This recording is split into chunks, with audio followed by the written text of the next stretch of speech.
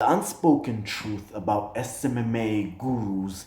In this video, we'll be revealing the skeletons in these SMMA gurus' closets. I think this video alone will save you 1,000 big boys. $1,000. And if that sounds like something you're into, if that sounds like your cup of tea, subscribe and let's jump into this video. So the issue with these gurus sell SMMA as a lifestyle business, a business model that will help you live your dream life. There is no business that will have you live like Tony Stark's without any effort. They also, they also make all their audience members assume that it's all focused on one thing: sales. The hard fact is that it isn't.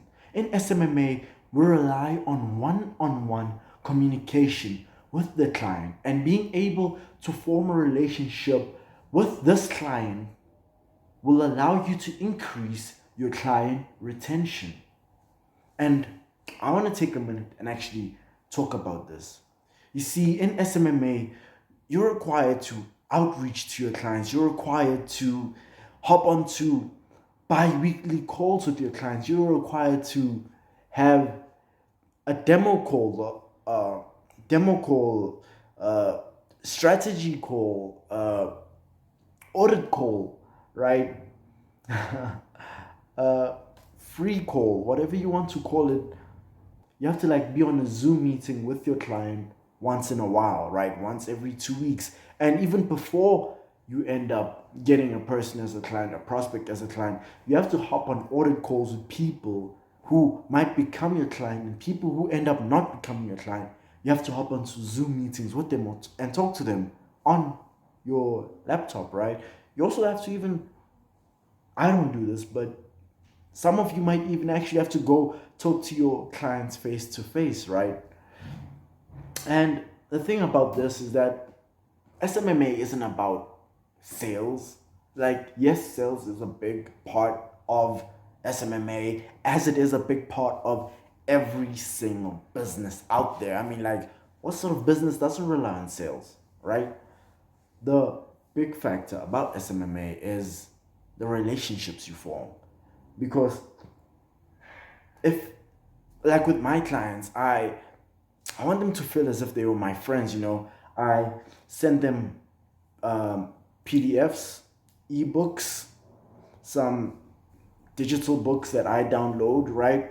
And I ask them to hey, I just sent you this book through your email. Hope you check it out and tell me when you finish reading it so we can actually go ahead and discuss what's in this book, because I want to pick your brain and see what you learned from this book, and I'll tell you what I learned from this book, right? That's normally how it goes when I send over my clients digital books, right?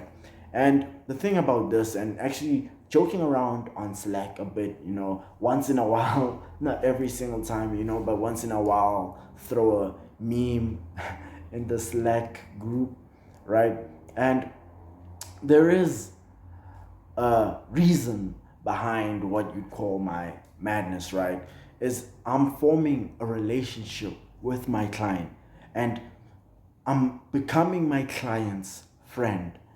And here's what is really not talked about.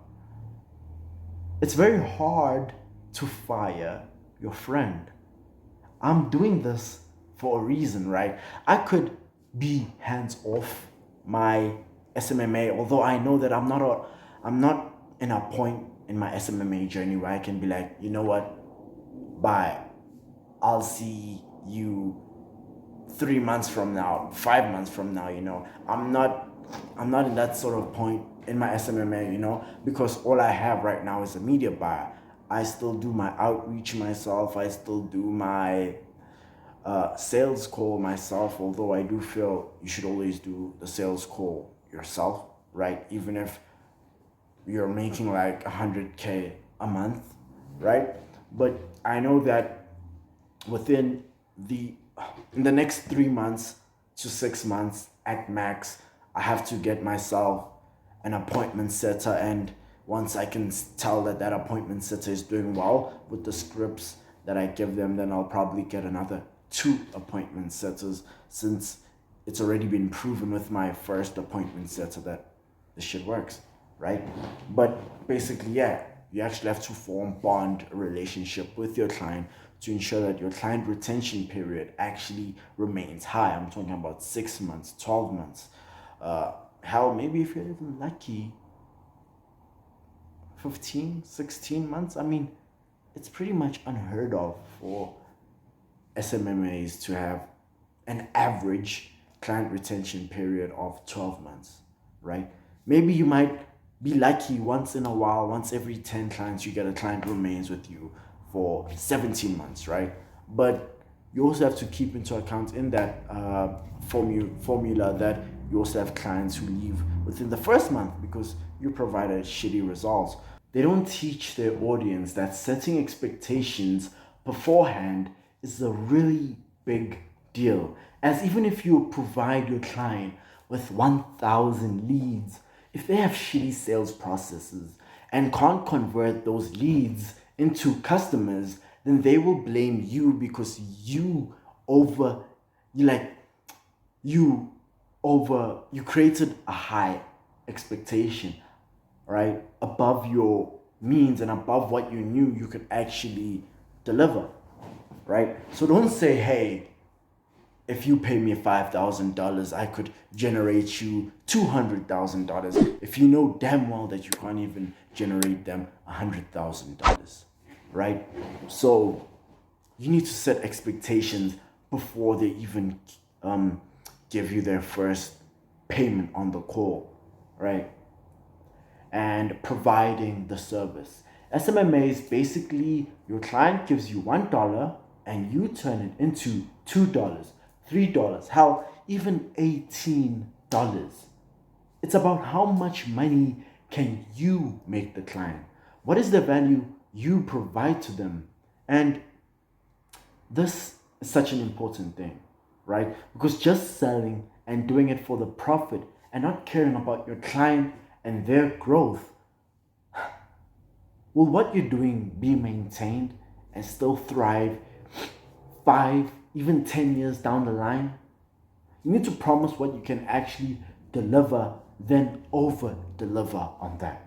I just want to backtrack on what I just said right now, which is so many agency owners out there, they only think about what can I gain from this client? How high can I charge this client? Can I charge this client more than I charged the previous one? Right? It's all about I. It's all about them. They never take the time to think, what sort of value am I providing my client? Is this really a good investment for my client? Can I really provide my client with actual feasible, profitable ad campaigns? Can I provide my client a worthwhile service? Can my client look at this as an investment and not an expense? Only thinking about I, only being selfish. Look, that might be profitable for the first year, 2 years, right? You might get companies, business owners who are dumb enough to listen to you and all your lies and over expectations and selfishness for the first 1 or 2 years. But word of mouth goes around and your reputation will be destroyed, and these business owners will start to realize and also be like, hey, this person isn't the right fit for me. Their culture, their company culture isn't what I'd like to associate myself with. And that will cause you to lose a lot of clients and not even get clients. The sad truth, you should niche down straight away. You need to know who you should be working towards. This is what they always tell us. But It's okay to start your first 3 to 6 months on many niches so you can get experience and learn why it's important to niche down. I wrote experience here. I'm sorry about that. It's niche down. But you need to understand why it's important to niche down. And the only way you can understand why it's important to niche down is if you're all over the place. It's okay to be all over the place because you know what?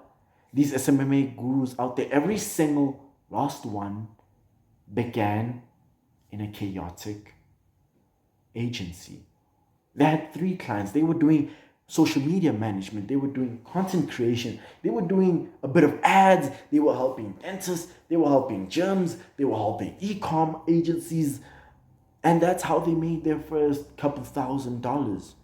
So it's okay to be all over the place just so you can get experience, get a couple thousand in your bank account, and understand that, okay, I know why I have to niche down, right?